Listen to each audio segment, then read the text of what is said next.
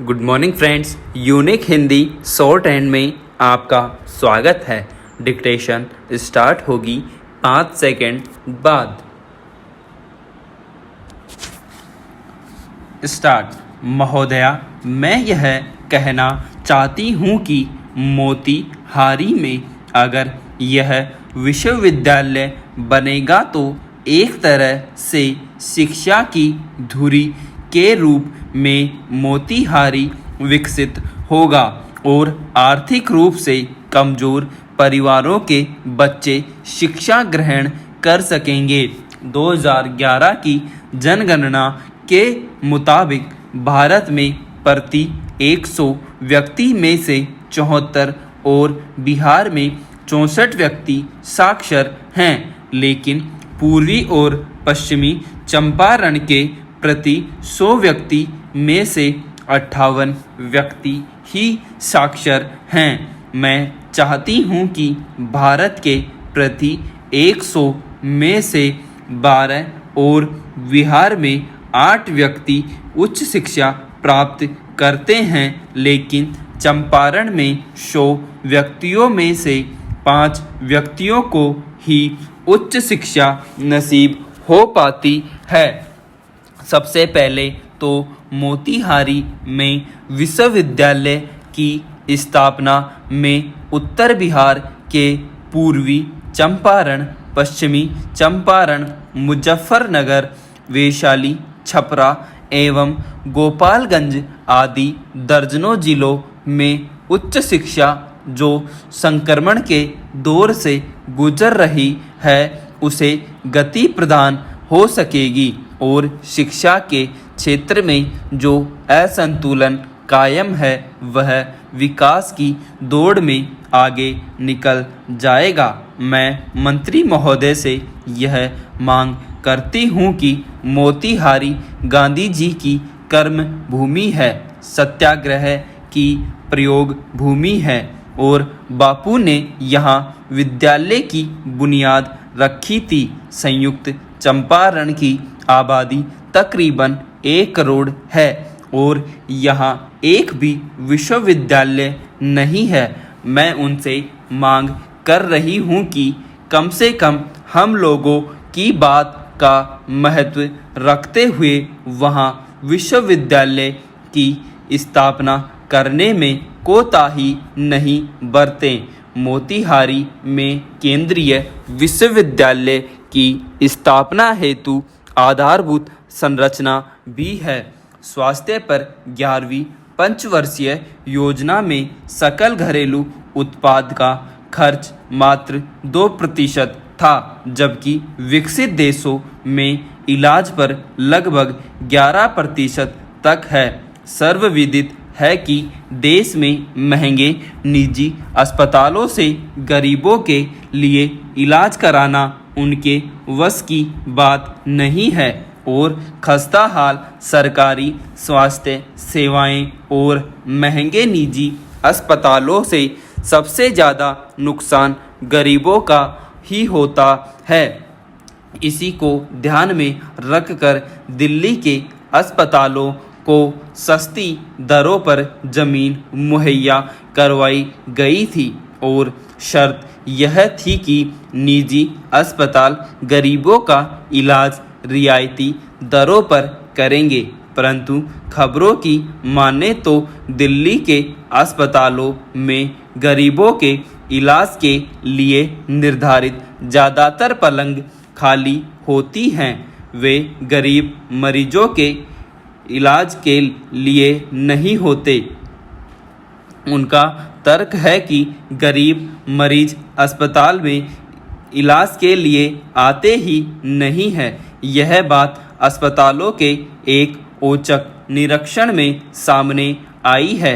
संसद की लोक लेखा समिति ने भी यह बात कही है कि रियायती दर जमीन लेने वाले अस्पताल शर्तों का उल्लंघन कर रहे हैं। सवाल है कि जिन नियमों के पालन की शर्त पर निजी अस्पतालों को सस्ती दरों पर जमीन दिया गया है, यदि वे उन शर्तों और नियमों का पालन नहीं करते तो ऐसे में पुनर्विचार करने की आवश्यकता है कि जमीन का आवंटन बरकरार रखा जाए या निरस्त कर दिया जाए। मेरी मांग है कि जिन प्राइवेट अस्पतालों को रियायती दरों पर जमीन सरकार द्वारा आवंटित की गई है, गरीबों के इलाज में यदि वे कोताही बरतते हैं तो ऐसे निजी अस्पतालों के खिलाफ कठोर कार्रवाई की जाए। मैडम जी, ये सभी महासंघों ने मांग की कि इन्हें अनुसूचित जनजाति का दर्जा दिया जाए। ब्रिटिश राइटर ने लिखा है और सन 1981 में जब केंद्र ने यह विभाग गृह मंत्रालय के अधीन था तो राज्य सरकार से परामर्श हुआ था।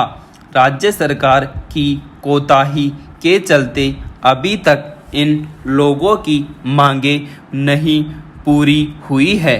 इसी तरह से कुछ जातियां कहती हैं कि हमारी हालत सबसे ज़्यादा खराब है, इसलिए हम लोगों को अनुसूचित जाति का दर्जा दिया जाए। यह देखेगा सामाजिक अधिकारिता विभाग और उनको देखेगा अनुसूचित जनजाति विभाग। एक तेली महासंघ है, वह मांग करते हैं कि हमको अति पिछड़ी जाति में रखा जाए और राज्य सरकार ने आयोग भी बना दिया। आयोग ने अभी तक की रिपोर्ट नहीं दी है। सभी महासंघों के लोग लड़ रहे हैं। हम भारत सरकार से मांग कर रहे हैं कि अति पिछड़ी जातियों की सामाजिक और आर्थिक स्थिति है कि इन महासंघों के मांग के मुताबिक अनुसूचित जाति और अनुसूचित जनजाति का दर्जा देने हेतु कानून लाए। हम लोग इसका समर्थन करेंगे। यह राज्य सरकार से पूछताछ और लिखापढ़ी करे और संबंधित विभाग इनका अध्ययन करे। मेरा कहने का अभिप्राय यह है कि देश को चेताना चाहता हूँ। वह चेतना इस सदन से देश को और जनता को मिलेगी। आप मेरे शब्दों का कुछ भी अर्थ निकाल सकते हैं, लेकिन मेरा कहना यही है कि इस सदन से लोगों को चेतना मिलेगी।